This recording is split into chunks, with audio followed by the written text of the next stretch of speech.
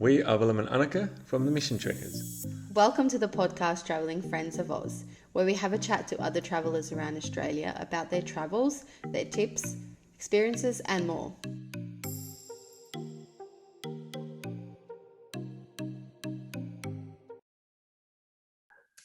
This time, we are excited to chat to Overland Exposure. We've got Dan and Manda with us today, and we're going to hear about their travels. I know that they've been having some exciting times up in North Queensland, so let's hear from them. Hi, Amanda and Dan. How are you? Hey, we're good. Good, thank you. That's good. Where are you guys at the moment for our listeners who's listening? We are in Cairns, actually. Oh, Awesome. again, I like Cairns. Is it getting a bit hot up there now? No, it's perfect. No, it's good. Yeah. Good. You got the Hawaiian shirt on, must be hot. I always wear Hawaiian. Oh, nice. Every day. Beautiful. You like a bit of the tropical weather, I'm assuming. Yeah. I love being warm. I hate cold, so yeah. Yeah, okay. I'm good here. So where you guys are originally from, obviously. I'm from Newcastle, New South Wales. And I grew up in Sydney, but we met in Newcastle. We met in Newcastle. Yeah.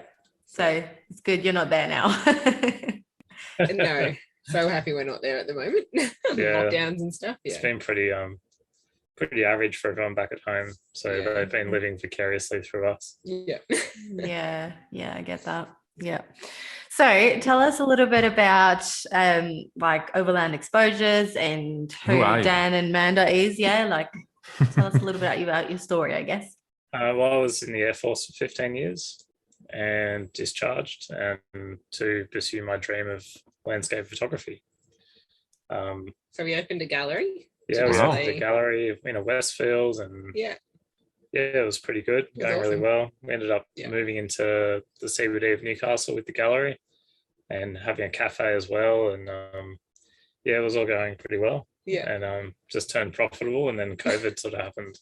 Ah, And being in the CBD, like everyone's Yeah. working from home. Yeah. Our business just got absolutely And smashed. galleries weren't allowed to be open, which was half the business, and then the cafe we had in the same space Takeaway only. was and stuff. takeaway only, and no one was even in the area because it was business. So it was just both of them just were terrible, basically. Yeah. It was 12 months to the day that we had to close the doors for lockdowns and stuff, and that just kind of made us question everything, really. So wow. Yeah, and so we just bought the caravan and the truck and we just decided to go back take it to online and because we originally had it as a side business, like the photography. So it's the Daniel Portney photography part. It was a side business online while we both were working and stuff like that. Then we took the plunge to do it full time. we were doing like part-time markets every weekend and stuff like that. Trying to build it to be the While- new thing. While we were both still working full-time. So then we just decided, why are we doing the 9 to 5 like gallery thing? It was actually 7 days a week open. Even though it's your own business, it's good, but it's still a lot of work. Why can't we go back to online and travel and take more photos and do something that we love? So from there, that's when we decided to buy the truck and the van and do this life. And then Overland Exposure started because of like the travel aspect of things. We love sharing that with everyone, and we couldn't really make it fit to our customers of our Daniel Portney photography audience. It was very different audience. Very different audience. So we decided to start Overland Exposure. And because Amanda wanted something to do. I needed Otherwise, I felt like I was just going to be the mum. Sorry, Amanda was a primary teacher. She's a primary teacher. I'm a primary teacher. So I was working, teaching. Then I had an ARIA. Busy. I couldn't grasp the idea of not doing something like helping people and making, I don't know, having a purpose, basically. So, and then we decided, that through the travel, we could link Daniel Portney photography and the artwork. So where we travel, the story behind our traveling to capture the artworks that we capture, he captures. So it was kind of like I help you. Usually. sometimes. I usually entertain Aria at the moment. I saw the story that you put up, I think last week, and you're saying that Dan keeps like moving and it's not a shot, and it's already like almost sunset and he's still not getting the shot. You're just there sitting and waiting. What he had, yeah. And I was like constantly picking up all this stuff, moving it all the time. Yeah. So that's my assistance. Keeps it exciting. So then we thought it was like a marketing tool for the photography. It's a whole different audience. Gave me a purpose to share our adventures and sort of help others, that want to go down this path of travel, even if it's a 6-month trip or a 12-month trip, because that's all they can get off work, where they could go, what they could do in that time, because where we go for photos are some pretty amazing spots. So that's where Overland Exposure came from, with the pun of the play on words with the exposure being photography and exposing places. That's the teacher side of me coming out. Very good. Our photography audience appreciates it as well, because we do go into their YouTube episodes, like for Overland Exposure, we do go into how I take the photos, and like the finished results in the YouTube videos and stuff like that, like the stories behind them, and the settings and the settings, and that people appreciate that as well. They like to 2 different sort of aspects. A lot of people I need to have a look more at that. Mm. Sounds like everything's That's just working out perfectly. Like you're traveling, you get to take photos of all of this beautiful landscape of Australia, and it's awesome. And the experiences that we have like along the way, like just the memories that we're creating, all because we have this passion of travel and photography. Like it works so well together for us, and a lot of synergies. And like we can just chill at the beach and play for an hour, and then before sunset have a picnic dinner, and then capture sunset as well at the same time. Like it's just because he's so talented, he can just kind of pull it together. Well, that's awesome. Well, tell us a little bit about like your actual setup, as in specifics, because I know you guys have a truck, which is different. Not everyone has a truck. Most people just have like a cruiser or a patrol. So we have an Iveco daily 4x4 truck. So it is a light truck registered, which we actually we bought it as a car license, but we upgraded it to be the light truck so that we could have extra weight capacity. And not have to worry about being overweight or any of those sorts of things when it had the ability to do that. That was just a bureaucratic tick and flick. Like the manufacturer sells them as a light truck or a car. So we just had to go to them and we had to get our licenses. So we went and got our license, went to Iveco and said, we'd like it registered as a light truck so we can have a bit more weight. And they're like, sweet, just filled in the form and $150 charge for a leisure. So that is also set up as the camper in a way, in terms there's a bed in the back, there's a fridge, there's a sort of kitchen set up. There's a bed for Aria as well, our 3-year-old who's almost 4. Water and power in there. Water, power, all that stuff. So we can ditch our caravan and go and camp a bit more remote, a bit more just in the back of the truck. In the back of the truck. So it's just a really big canopy. So it's just you don't have that opportunity to do that with a 79 Ute or a dual cab Ute or almost anything. It won't have everything, no. So and we got a queen size bed in the back of that. Plus Ari's got a single bed. Wow. So that's amazing. We had the option, of doing the cruiser or whatever, like with everyone else. But the things that we wanted to take with us, and the adventure that we wanted to have, we actually attempted before we even decided what we were going to do. We had a swag and a tent. We actually attempted a camping overnight, one-nighter with our daughter and our 2 dogs that we had at the time, and it was an absolute disaster. Like we had 2 hours sleep. Let's not go into the details. We're not even going to tell you how bad that was. It was just an absolute disaster. So that was one of the things. Like, we cannot do tents. We cannot do swags. Like what else can we? What are our other options? Because that was not happening. But we wanted the ability to be able to ditch the van and go a bit more remote sort of thing. So that's where we started looking into things like the Iveco. And I'm a nerd. I'm a research nerd, self-admitted. So I just started researching the hell out of everything and looking at all the options. And I just it was just all the numbers and all the everything. You just put it on a list and a spreadsheet, look at it, and everything. It was just pointed to the Iveco, or a light truck of some description. And you are seeing a lot more on the roads, like a lot more light trucks now, four-wheel drive light trucks. We see a lot more now. We're constantly waving at all these other people that are the same as us. Yeah. So then we have our caravan, which is a 23-foot retreat Fraser. Semi off-road. Jinx. So it's a standard, bunk van, semi off-road. Like it's, got a bed, it's got all the standard stuff in it. We bought it secondhand. We bought them both secondhand. Bought both secondhand. We really minimized our costs. So our whole setup was about 105,000 for the truck and the caravan. That's amazing. And a lot of people I don't know, I don't get it personally, but people are talking about spending $160,000 to $200,000 on a built 200 series or 79 series or Patrol or whatever, plus then a caravan on top of it. Yeah, for us, we were just like, it's so expensive. We'd prefer to spend secondhand and then spend the money on maintenance of them and on traveling. So that's, and we could have gotten a brand new vehicle if we wanted to. If we wanted to spend the money, we could have. We just chose not to because we didn't want to also be scared of taking it somewhere. We like bashing it around, scratching and we scratching don't it. like it, but we will do it.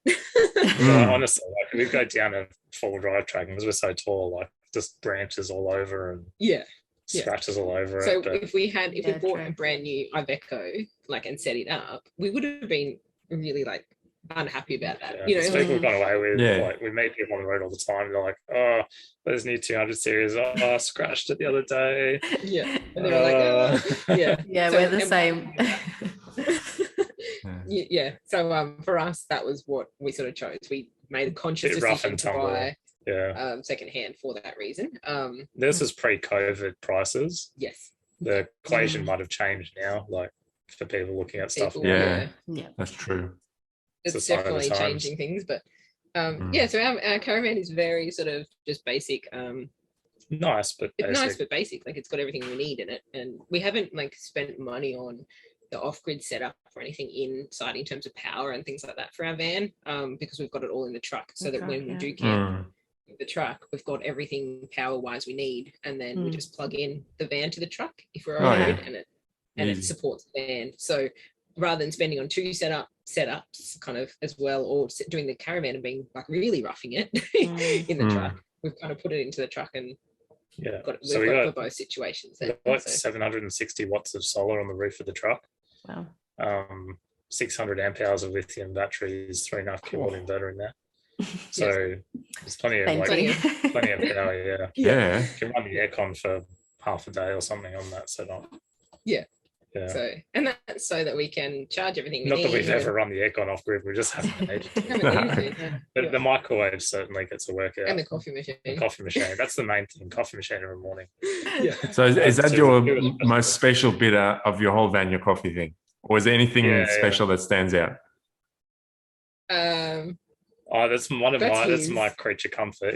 Even we went to Fraser Island, ditched the caravan, and I took the whole coffee machine in the back of the truck.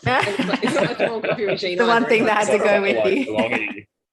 He made room in the back where it could sit solid. And then I ran out of beans after 4 days because I forgot to pack extra beans. Oh no! Coffee machine with no beans. Fraser Island. He was just like, I can't believe I did that. I don't really have anything that's special in the bed. My hair straightener, I don't even use it that often. I like my bed being a north. I don't know, what is it? North, east, west, or east, west, whatever the one is with the walking around. It. You don't have to climb over. It's an island bed. I like that. I like the fact I can walk to my side of the bed. I don't like it. I would have preferred to get a shorter caravan, a foot shorter. And turn the bed. Okay. Yeah. That's his thing, but I'm like, nah. Our bed is going to be like that. You'll have to climb over each other. It's the most wasted space. It is it does make it feel bigger and everything because it is bigger. And it feels a bit more homely in my opinion. It feels like a normal bed. Happy wife, happy life. So tell us a little bit about experiences that you guys have been on that I guess stands out. Ooh. We just got back from the Cape. Yeah, we obviously. just did Cape York. So that was pretty special. Like that was amazing. That was a really unique place. And we spent a long time up there. Like it was 46 nights total from leaving Port Douglas up to Cooktown. That's a good. I'm assuming you had the truck obviously and left the caravan, but I think that's why you were able to. Caravan away. Oh, you took the caravan. Wow. Yeah. Oh wow, well done. I wouldn't have done that long in the truck. The one thing the truck is missing is like a shower. So.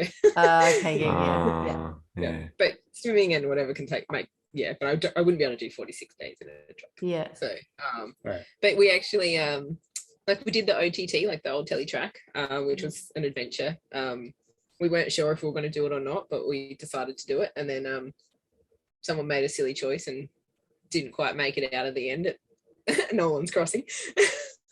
So then we end up being towed up to that someone being. How do you tow a big truck like that? I was wrong.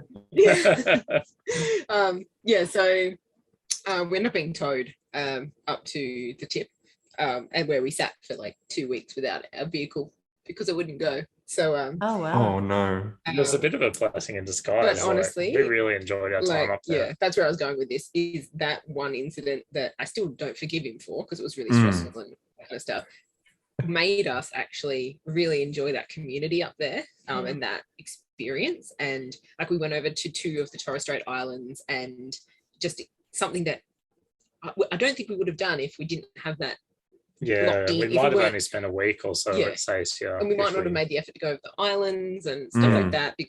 We could have just driven ourselves around and explored. We wouldn't have had that. Where should we go today, and how can we get there? And even like go by boat, even human generosity, like there were people staying at the caravan park with us that moved our van around for us. So we weren't stuck in the same spot. And there's another couple that took us out for dinner one night when they were going, and they actually took us up to the tip as well. They took us to the tip because we didn't think, we thought we were getting our truck and our caravan barged back to Cairns. Like it was, there was a whole new kind of scenario. And they were like, you can't come all this way and not go to the tip. Come on. And they put Aria's seat in, strapped it all into the car, and like a car seat, took us to the tip, like, because they didn't want us to miss out. Like that kind of stuff. Just, if we didn't have that, that incident happen, we wouldn't have met some of these amazing people and had these experiences. And we are now going to be friends with those people because we just every night would sit and have a drink together and stuff like that, just because of that situation. So that's definitely like quite convenient timing. Like we've just sort of come out of that to like now speaking with you guys, but that's going to stay with us for it's a really special place as well. Like there's wild horses that just roam the whole place. Like locals own them, but they don't like they just wander around like eating the grass on the side of the road and like wander through the caravan park and stuff. Wow. Yeah. And like even we adopted a town dog for a good week and a half. Ari called him Stripey, and he just came and like lay on our mat and slept on the once you name him, he's never going to go back. He's never going to leave. Stripey. We had to leave, and he was like, probably like, where'd they go? Shame. But what was it? I was going to say, we stayed at the Sacia Caravan Park, which is a council-owned one, and even though the council, like workers and stuff like that, they still made the effort. One of the like main people that run it made the effort to come down a couple of times every so often to check that we were okay if we needed anything. Like people don't have to do that. You don't get that in normal Cairns. You don't get someone here like, oh, do you need anything, like but like he just made the effort to do that sort of stuff, and when he was like, oh, I'll move you to a water view site, and like offered that stuff, like he came and borrowed a 15 amp to 10 amp adapter off us. He was like, what's a chance? And we're like, like a neighbor, like a true neighbor. It's like, this guy over here really needs to borrow it for a couple of nights. Do you need it? No, we don't need it at the moment. Off you go. And so he just like, he felt like we were part of the community, and we felt part of the community. Like it was such just such an awesome experience. So and even once we got the truck back, everyone was like, we got our truck back. Everyone was so excited for us because it actually started and didn't need a whole new engine, all this sort of stuff. Everyone's like, oh, it's okay. So today's your last day. And we're like, no, we still haven't explored as much as what we wanted. So we spent another week and a half after we got the truck back. So we then went explored for a day, and then chilled by the beach for a day, and just so it was. So you did good, Dan. You did good. We did great. Yeah. It happened for a reason. Have you guys got some tips? We always ask if you've got some tips about, I don't know, traveling or I guess maybe getting ready to go traveling, or any kind of tips that you've got that you want to share. This is a bit self-advertisement-y, but I was a communications technician in the Air Force, and so my job was internet, satellites, radios, radars, computers, all the nerdy stuff, and keeping everyone connected was my main job. And so our biggest tip when we decided to go on the road, I'm a nerd. I love internet. And I looked at what all the setups were, and a lot of people recommend the Selfie Go. I looked at it and I'm like, you know what? I don't think this is the right solution for what most people want our age, which is data. Because the Selfie does voice. So I did a bunch of research, and we basically bought a different setup using a Nighthawk modem from Telstra, and like a mast with a directional antenna and stuff like that. And it worked really well. Yeah, it worked really well. And so I wrote an article about it on their website, and it's been like a smash success, to the point where now when everyone asks how to do internet on the road, like, people recommend my article, which is really good for me. Like, I love it. But if you like, internet's really important. You don't realize how much you miss it when you don't have it. Like, a couple of days is okay. Full-time travelers. Like, if you're going on a holiday, if you just want a 2-week trip holiday, then it's different. But full-time life, and probably running a business online. Businesses, absolutely. Which is a lot of people on the road. So check out our Overland Exposure website, and there's an article in there about how to get internet on the road. And that'll keep you pretty connected throughout the country as much as you can be. Internet on the road would be our biggest tip. If you want internet, if you're someone that doesn't ever use it at home, or whatever, then our tip won't help you. But the other thing would be, probably from a different perspective in terms of a tip, would be when you first get on the road, give yourself time to adjust. Like, even if you're only on a 6-month half lap or 12-month lap, whatever, you need, I think, about 4 weeks. 6 weeks. 4 to 6 weeks to just settle into life on the road. Most people we chat to that have started full-time travel, like, it takes about 6 weeks to settle into it. And like, and you're always so excited and everything to go, and you go to your first place and you want to go and see this and see this and see this, and that's all great. And then a week in, you go, what am I doing? And you start to question everything. And it's because you haven't given yourself adjustment time or a day off here, because you feel like you need to go and see everything in every spot, and you've got to keep moving and all of that sort of stuff. It doesn't have to be like that. You do need to give yourself time to adjust to this. You still got to have chores to do, like washing. You've still got to have some downtime. And some downtime. Just relax in a chair for a while. So that's probably the life sort of on the road stuff. Give yourself that time to adjust. And with kids, I think routines are pretty important as well. If you're traveling with kids, we see both sides of it. We see people that are really relaxed about routines, and we're quite strict with our routines for our daughter Aria. Because she needs it. Because she needs it, But you give them an inch and they take a mile, especially in this kind of life. It's really easy to start slipping into later and later nights and whatever. Like, it's just, routine's pretty good for kids. Everyone's different, but it'll help them keep settled. And so, like, Aria calls the caravan home. She's like, are we going home yet? That sort of stuff. And keeping it as a home, that's pretty important. So it would be as you would a house, like it's still a home, and then things like that have to happen, like the washing has to happen. They can't go out and do activities every day or whatever. Mum and dad still need to work or do washing or whatever. But so actually, keeping it like a home. One last good tip, and this is from Amanda, was a teacher, so she's a primary teacher. And we found Aria. So we love eating out we love eating out. We love eating out. And especially like when you're always traveling, and like we've just traveled the whole East Coast. Try new places. Cairns. Let's go to this pub. And and you just look at TripAdvisor and you're like, oh, this cafe sounds really cool nearby. Like, let's go and try that for breakfast or whatever. And we found Aria was always, because like you take them out for breakfast, like they can't just sit there and not have anything, right? Yeah. So we're buying her a baby chino or whatever, and she usually shares some of our meals or whatever. And her behavior was really getting atrocious. Yeah. And it was like she's getting these treats, and it was because we wanted to go out and eat, not because like we wanted to give her a reward, but she was just taking advantage of it. Yeah. Yeah. And so we actually started a sticker chart for her, and this is applicable in house as well, but particularly on the road. And we've met a few other families who we've suggested it to, and they've really liked the idea and started implementing it themselves. Yeah. And so she doesn't get a treat like a baby chino unless she's got 10 stickers. Yeah. And she gets stickers for easy. Stickers are super easy. Like, do your teeth, get a sticker. Get your hair brushed without screaming. Get a sticker. Like, yeah. Every day or so if you want. And then we also did sacrifice a little bit at the start, like to not and made sure that she had to have the 10 stickers. If she didn't have 10 stickers, we didn't go out for breakfast. I think that's usually where the hardest part is. The mum or the dad needs to actually follow through with it. Yeah, exactly. So it was hard. We actually went out once and her behavior wasn't good. She didn't have her 10 stickers. So she had to sit there and not have anything. She just sat there at the cafe and just got some water. Like, but you know what? She actually handled it really well, because like we were just so firm with it. Like, no, you don't have your 10 stickers. She's like, okay, I don't have my 10 stickers. Like, so she got there. So that whole routine and we just noticed we needed something that we would do at home in a house to make sure her behavior was up to scratch as well. So we didn't just let her get away with it because we live in a caravan and travel. Which is super easy to slip into.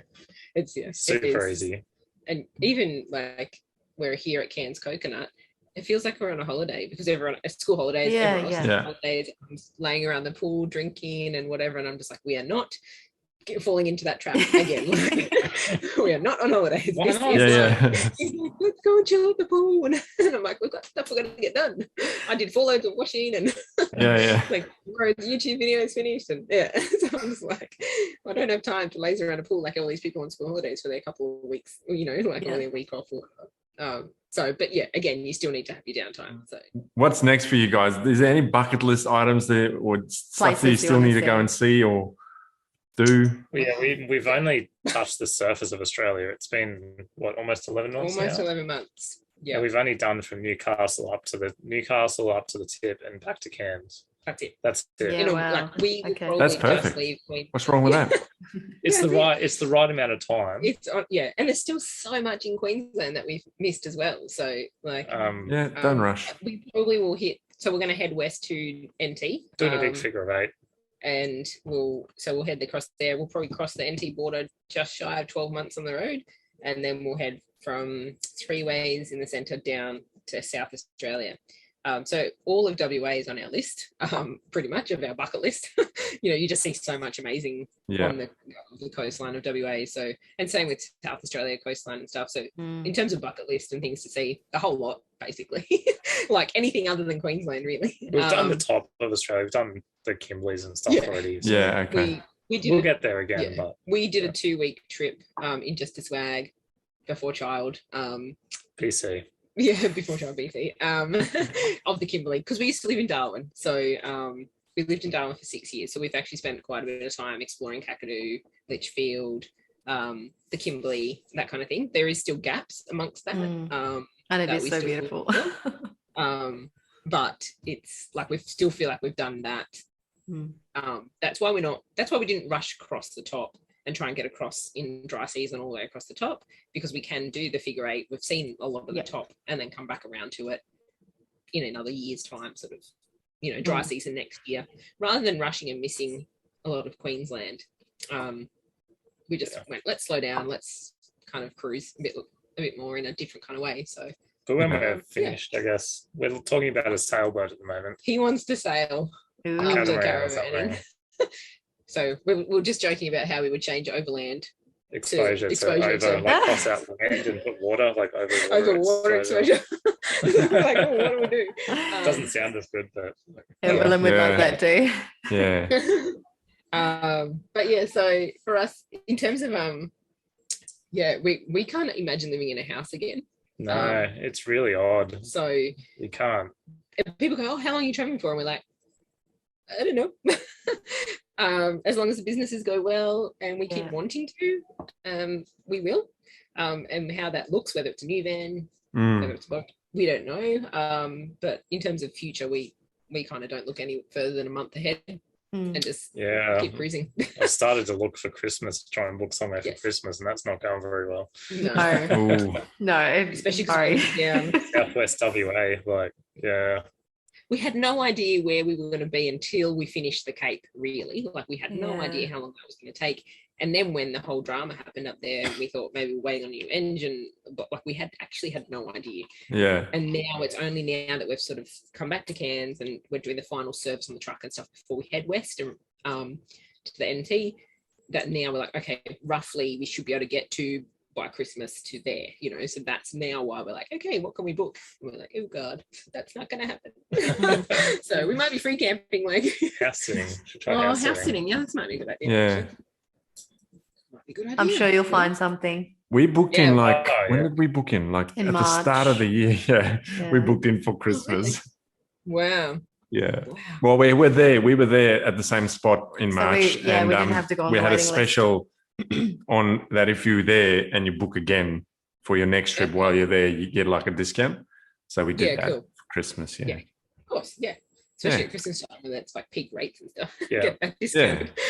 Yeah, because we're there Christmas, New Year's, and I don't think we've ever really camped that time of the year ever. All that long. Yeah. Yeah. Yeah. It's gonna be a good trip. All the influencer card. Yeah. We'll be like, oh yeah. That's a joke. We never do that. Yeah. No. we pay for everything. We like supporting small businesses. Yeah. So that's good. Okay. We do have some exciting news coming soon. Yeah, coming soon. We just can't announce it yet. Oh. We are the latest, the newest, the only. I don't know what words to use. This is the first time I've told anyone. The latest, newest, only Camps Australia ambassadors. Oh wow, that's awesome. So Camps Australia wide. Yeah. Wow. Now we are working partnered with them. That's big. Congratulations. Yeah, thank you. We are like pumped. We're so excited. I'm like, I don't know if I can tell you. They must get you a spot for Christmas. Tell them they need to get you a spot. Come on. Pull your strings, Camps. Come on. We're doing reviews of caravan parks and sites for them and little video packages and stuff like that. Yeah. So if you follow them online or whatever, that's the Camps 11 book. Yeah, so like if you follow their stuff, you'll see our faces like doing little video snips and stuff like that on their socials and all that. Nice. It's a good reward for hard work. A lot of Amanda's hard work went into that. So yeah, it's cool. It's nice that they value our input and our our work as well. Like how we review caravan parks for our YouTube videos and stuff. We don't really review them. We just tell people about the sites that we stay at.